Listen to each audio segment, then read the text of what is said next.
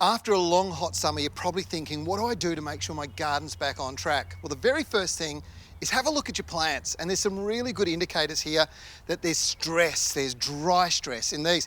Agapanthus are about as tough as you get, but when you see burning on the end of the leaves like this and a lot of dead foliage underneath, you can pretty much tell that things are not quite right. And just over here, some big dry patches in the turf.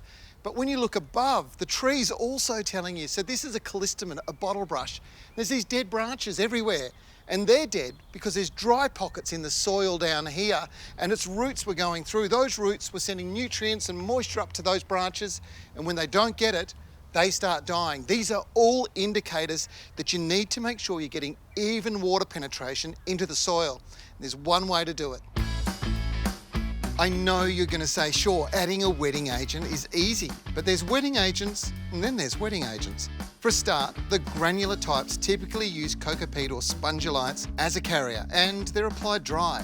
These are okay and do a good job generally, but I prefer the liquid forms. Now, you'll apply these as a hose-on or via a watering can. And you can see them activating and penetrating the soil on application, which is important. Now, applying this on garden beds is very, very important, but I've got to tell you, one of the most important things you can do is apply it over plants with pots. In fact, big tubs like this really benefit from a solid soaking. And what you want to do is make sure you wash it in so you can see the bubbling going on at the surface of the pot. What this does is it encourages even penetration of moisture through the soil. And that bubbling is actually air bubbles or pockets in the soil bubbling its way back up and allowing moisture all the way through. This will keep your plants looking good for 6 to 12 months if you apply now. And then there's the next generation, and these are the hose-ons, which are so good for big areas, so lawns, or if you have a huge garden bed and you just want to hose it over the top, this is the way to do it.